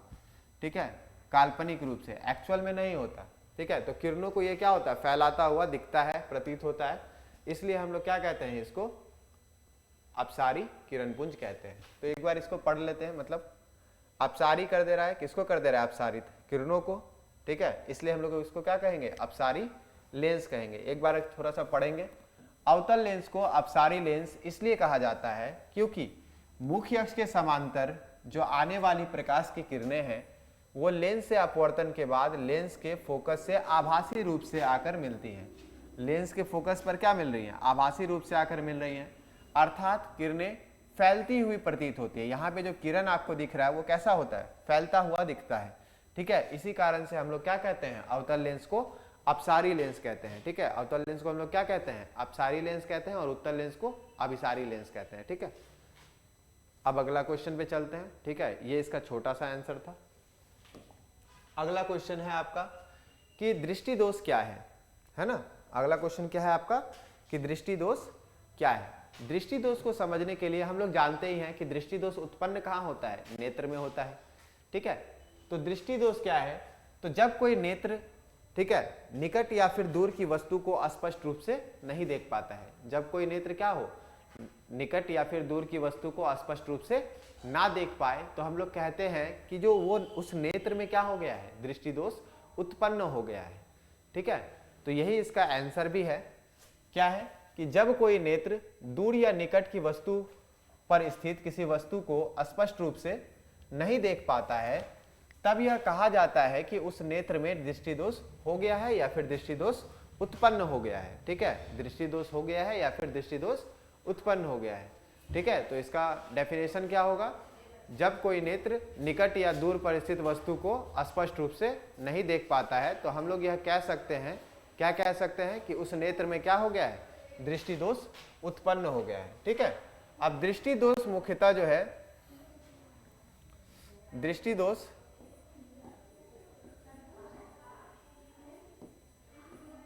मुख्यतः कितने प्रकार के हैं, तो 4 प्रकार के होते हैं। दृष्टि दोष मुख्यतः कितने प्रकार के होते हैं, 4 प्रकार के होते हैं। कौन कौन सा है, तो पहला है आपका निकट दृष्टि दोष, दूसरा है आपका दूर दृष्टि दोष, तीसरा है आपका जरा दृष्टि दोष, और चौथा है आपका क्या, अबिंदुकता दृष्टि दोष। तो यही 4 दृष्टि दोष है और इसके बाद आपका दृष्टि दोष खत्म।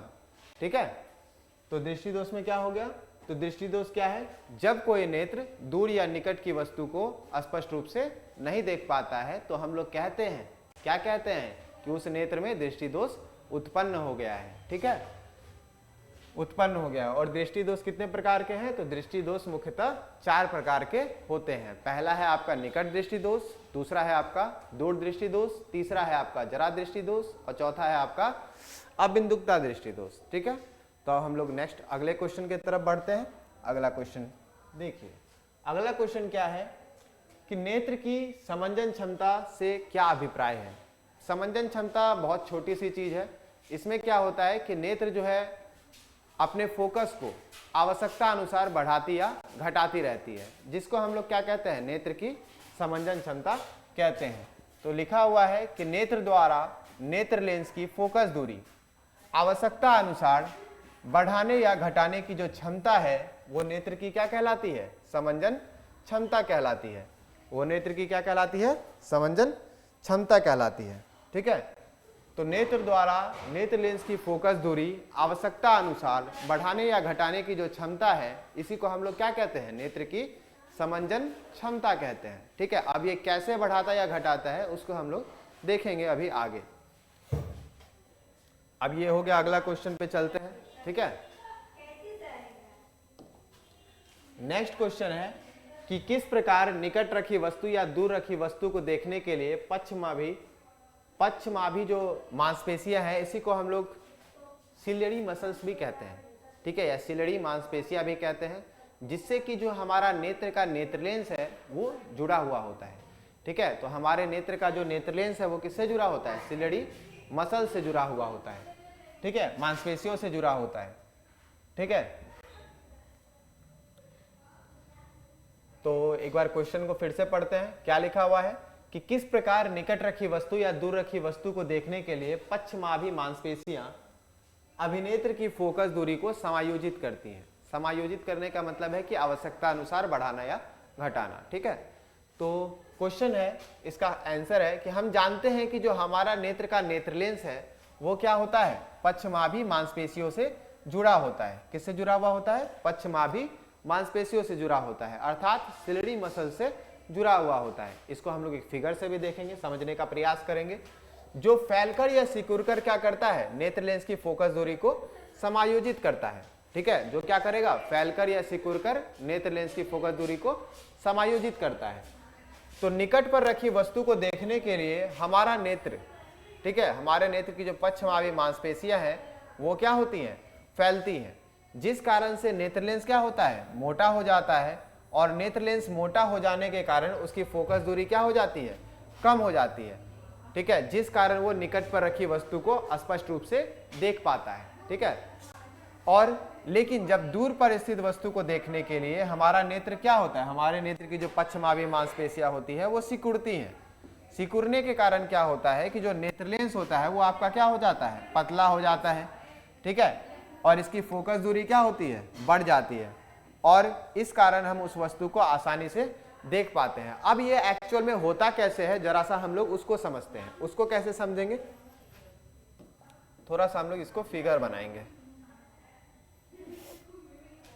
मान लीजिए क्या कि ये नेत्र है। नेत्र लेंस जो आप जानते ही होंगे कि नेत्र लेंस के रूप में जो हमारी आंखों में है वो कौन सा लेंस है, उत्तल लेंस है। ठीक है, और मान लेते हैं कि ये जो है आपका यहाँ से सिलियरी मसल से जुड़ा हुआ है, यानी पक्षमाभी मांसपेशियों से जुड़ा हुआ है।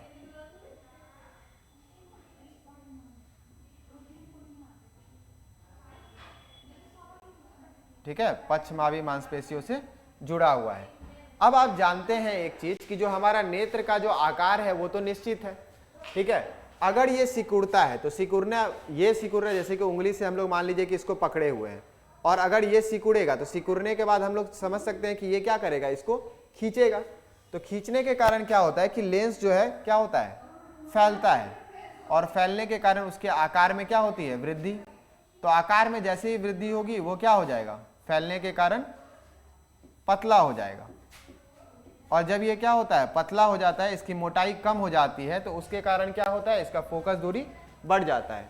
ठीक है, और जब इसकी फोकस बढ़ जाती है तो उसके कारण ये क्या होता है कि दूर पर स्थित वस्तु को आसानी से देख पाता है, ठीक है। लेकिन अगर मान लीजिए ये फैलता है, अभी ये क्या हो रहा था, सिकुड़ रहा था, अगर मान लीजिए क्या हो रहा है कि पक्षमाभी मांसपेशियां फैल रही हैं, तो फैलने के कारण क्या होगा, अब फैलेंगी तो सीधी सी बात है कि लेंस का जो साइज होगा वो क्या होगा, छोटा हो जाएगा, और छोटा होने के कारण ये तो फैल गया, इसका साइज बढ़ जाएगा, ये मोटा हो गया। अब मोटा होने के कारण क्या होता है कि इसका फोकस दूरी कम हो जाता है, और जब ये कम हो जाता है तो निकट पर रखी वस्तु को ये स्पष्ट रूप से देख पाता है, ठीक है। तो ऐसा होता है इसमें, ठीक है। तो आई होप कि समझ आ गया होगा, ठीक है। अब हम लोग नेक्स्ट क्वेश्चन की तरफ चलते हैं।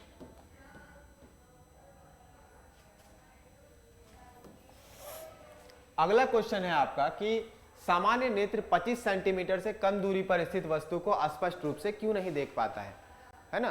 तो सामान्य नेत्र 25 सेंटीमीटर से कम दूरी पर स्थित वस्तु को क्यों नहीं देख पाता है, तो इसका आंसर क्या है, क्योंकि हम जानते हैं, क्या जानते हैं कि जो नेत्र की फोकस दूरी होती है वो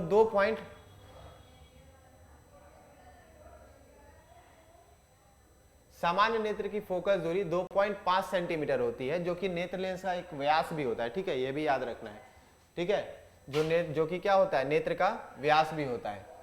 तो सामान्य नेत्र की फोकस दूरी कितनी है, 2.5 सेंटीमीटर। यहाँ पे नेत्र का फोकस दूरी जो हम लोगों ने लिखा है 2.5 सेंटीमीटर, तो आपको ये चीज समझ आना चाहिए कि नेत्र में क्या है, नेत्र लेंस है, और ये नेत्र लेंस किसका है, उत्तल लेंस का है। तो उत्तल लेंस की जो फोकस दूरी है वो 2.5 सेंटीमीटर है, ठीक है। तो ये बात आप समझेंगे।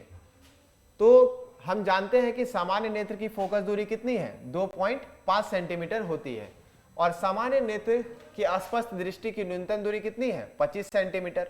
अस्पष्ट दृष्टि की न्यूनतम दूरी वैसी दूरी है जिससे अगर दूर कोई भी वस्तु है तो उसका प्रतिबिंब हम लोग स्पष्ट रूप से देख सकते हैं, या फिर उस बिंदु पे है तो उसका प्रतिबिंब हम लोग स्पष्ट रूप से देख सकते हैं, ठीक है, क्योंकि उसका जो प्रतिबिंब का निर्माण होता है वो हमारे रेटिना पर होता है, ठीक है। लेकिन अगर उससे निकट पर स्थित वस्तु होगा तो उस स्थिति में क्या होता है कि हमारा उस वस्तु का जो प्रतिबिंब होता है वो रेटिना पर स्पष्ट रूप से नहीं बन पाता है, ठीक है, जिस कारण से हम लोग उस वस्तु को नहीं देख पाते हैं, ठीक है।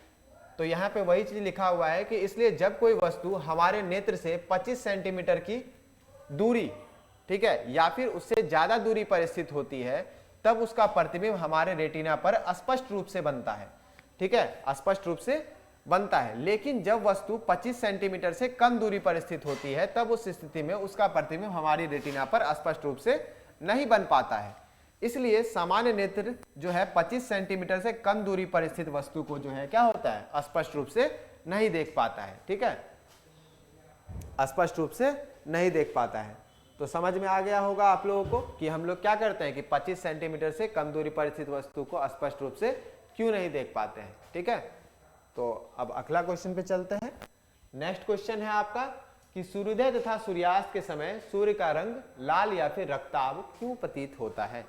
बहुत अच्छा क्वेश्चन है, और इस क्वेश्चन को समझने से पहले भी हम लोग कुछ चीजें समझेंगे, ठीक है, उसके बाद ही आप इसको समझ पाइएगा, ठीक है। एक चीज होता है जिसे हम लोग कहते हैं प्रकाश का प्रकीर्णन। क्या कहते हैं, प्रकाश का प्रकीर्णन।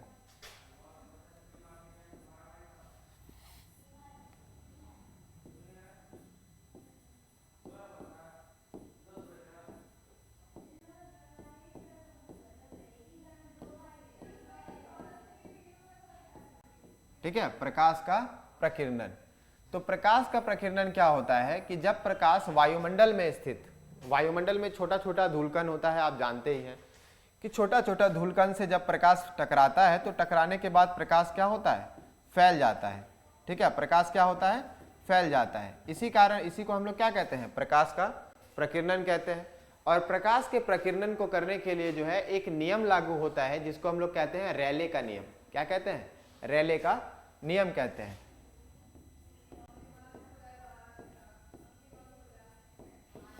रेले का नियम, रेले का नियम क्या कहता है कि बस हम लोग डेफिनेशन नहीं बस समझेंगे इस चीज को, ठीक है। रेले का नियम क्या है, तो रेले का नियम कहता है कि प्रकीर्णन जो प्रकाश होगा, प्रकाश में आप जानते हैं कि 7 रंग होते हैं,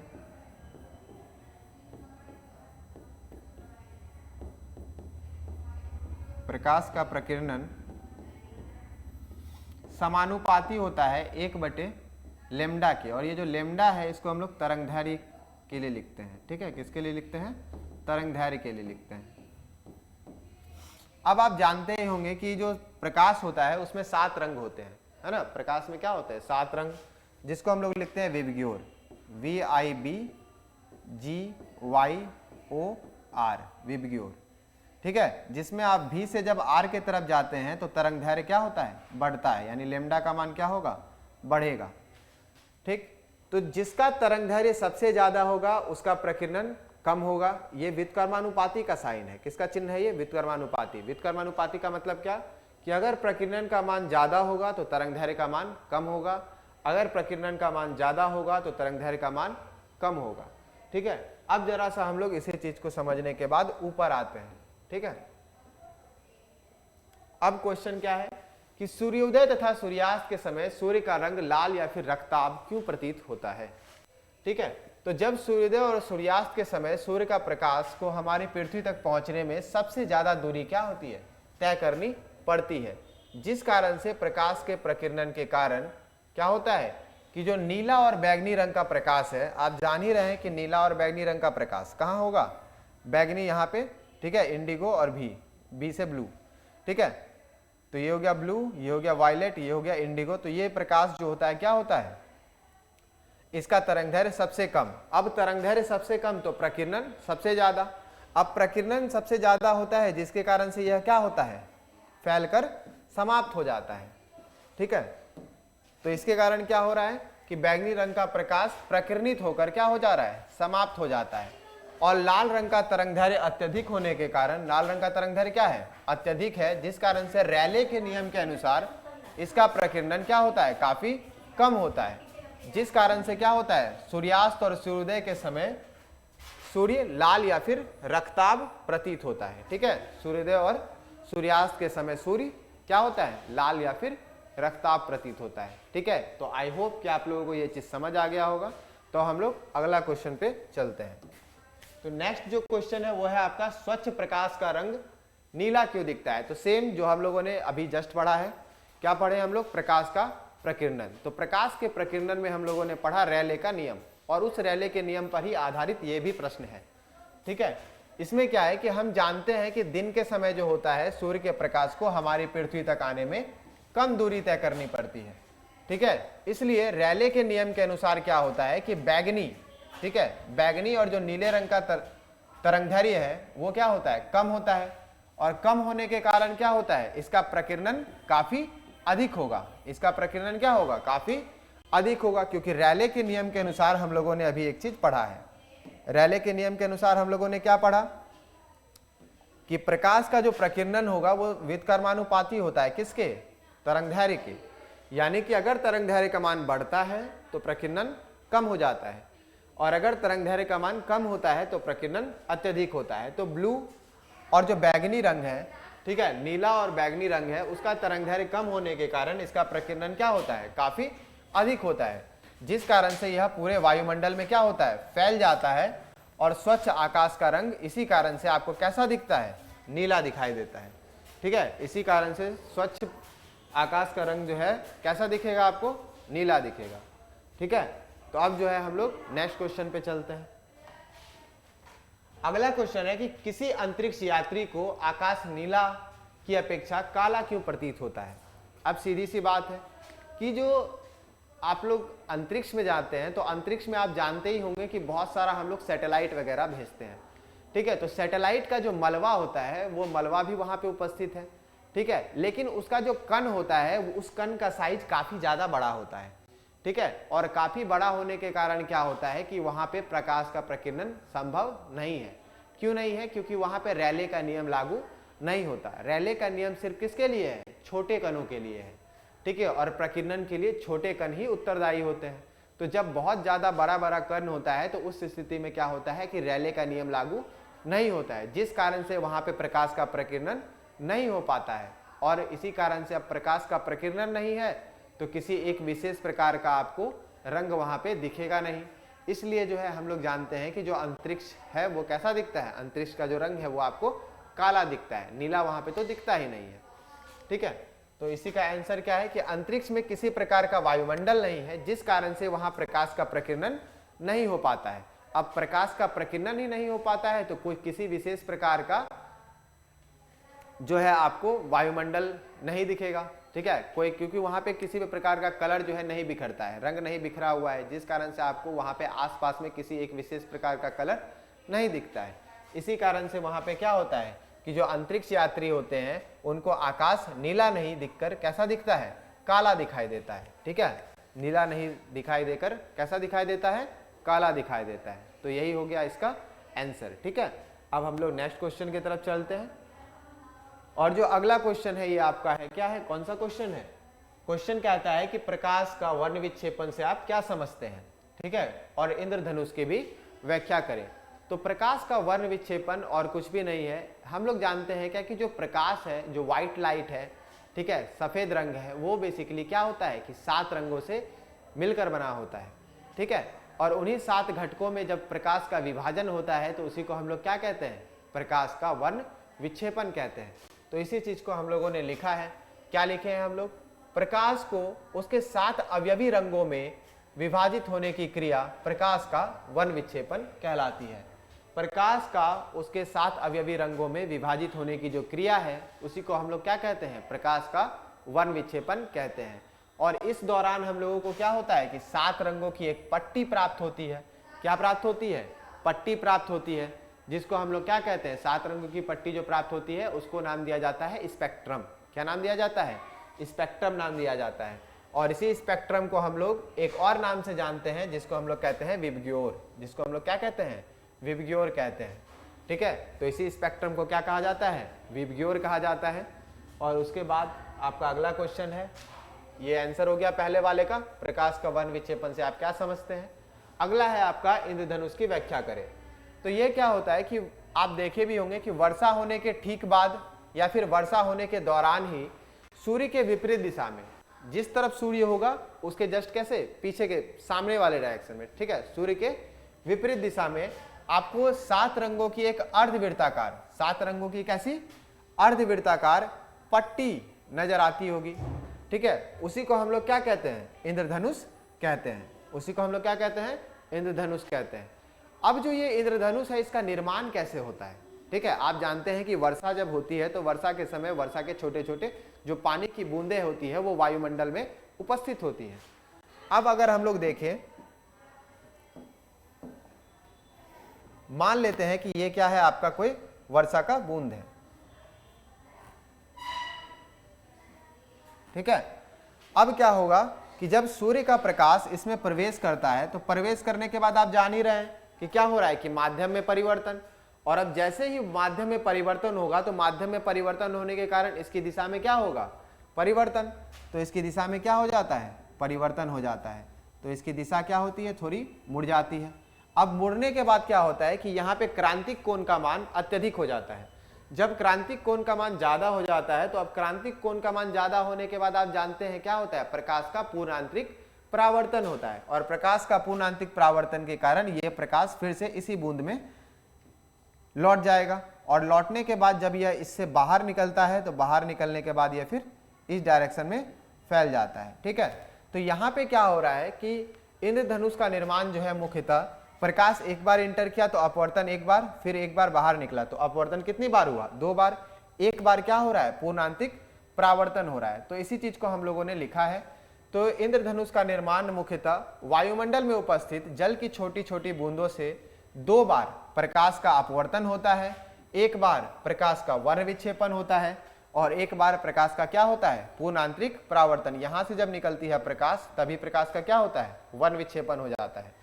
ठीक है, पूर्ण आंतरिक परावर्तन के फलस्वरूप क्या होता है, इंद्रधनुष का निर्माण होता है। तो आप इस चीज को याद रखेंगे और इससे ऑब्जेक्टिव भी आता है कि इंद्रधनुष के निर्माण के दौरान, ठीक है, कितने प्रकार से अपवर्तन होता है। तो आपको यह पता होना चाहिए कि अपवर्तन कितने प्रकार से होता है, 2 प्रकार से। एक कब, जब प्रकाश जल के अंदर प्रवेश करता है। दूसरा कब, जब प्रकाश जो किरण है वो जल की बूंद से क्या होती है, बाहर की ओर निकलती है। ठीक है, और इसके बाद हम लोग इसका आखिरी क्वेश्चन करेंगे।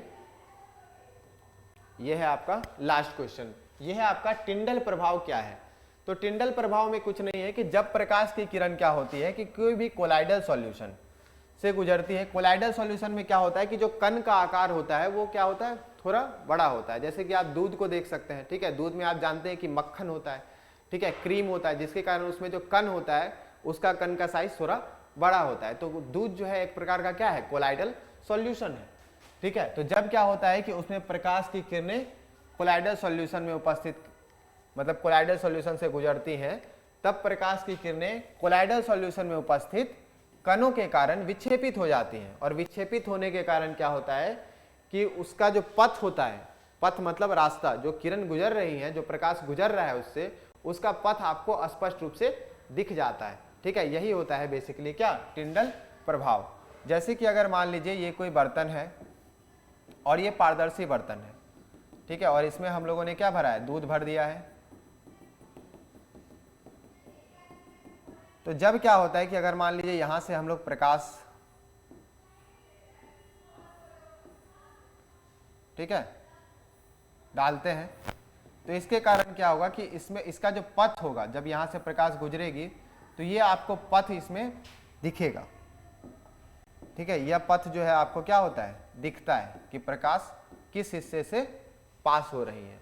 यही आपका क्या कहलाता है, टिंडल प्रभाव कहलाता है, ठीक है। तो इसी के साथ जो है आपका प्रकाश का परावर्तन, अपवर्तन और जो मानव नेत्र है वो हो गया है समाप्त, ठीक है। और इसी क्वेश्चन को हम लोग आज रखेंगे और ख़त्म हो गया आज आपका टॉपिक। तो बाकी आपको अगर वीडियो बहुत अच्छा लगा तो आपको करना क्या है, लाइक करें, सब्सक्राइब करें और बेल आइकन को ज़रूर प्रेस करें, क्योंकि जो नेक्स्ट वीडियो आए सबसे पहले आपको उसका नोटिफिकेशन मिल जाए, ठीक है। और आप जानते हैं कि जो प्रगति कोचिंग क्लासेस हैं, यानी कि हमारी संस्था, वो जो है ऑफलाइन मीडियम में भी, ऑफलाइन मोड में भी क्या करती हैं, क्लासेस को कंडक्ट कराती हैं। तो अगर आप आसपास में हैं तो आप ज़रूर ऑफलाइन माध्यम में से जो क्लासेस को कंडक्ट कराई जा रही हैं उसमें अपना एडमिशन करवा सकते हैं, ठीक है। और उसका बहुत सारा बेनिफिट है और उसके बेनिफिट्स के बारे में हम लोगों ने पहले भी बात किया हुआ है। इसमें आपको PDFs मिलती है, साथ ही साथ क्या होता है, रेगुलर असेसमेंट है। असेसमेंट हम लोग कैसे करते हैं, प्रत्येक बच्चा से जो है क्वेश्चन पूछा जाता है और उसके इम्प्रूवमेंट को हम लोग देखते हैं कि बच्चे जो है किस तरह से इम्प्रूव कर रहे हैं, ठीक है। तो उन सारी चीज़ों को देखते हुए हमारी संस्था बहुत ज़्यादा प्रयास कर रही है ताकि आपका रिजल्ट अच्छा हो, ठीक है। और इसी कारण से हम लोग ऑनलाइन माध्यम में भी उतरे हैं, ताकि आपका रिजल्ट अच्छा होगा तो आपके लिए बेटरमेंट है, आपके लिए फ़ायदेमंद है वो चीज़, है ना। तो साथ ही साथ हमारे लिए भी थोड़ा गौरव महसूस करने का एक क्षण होता है कि जिस टाइम हमारे जो बच्चे होते हैं, जो हमसे पढ़े हुए होते हैं, उनका रिजल्ट अच्छा होता है, ठीक है। तो इसी के साथ हम लोग इस वीडियो को समाप्त करेंगे, ठीक है। तो thank you for joining us. तो पढ़ते रहिए,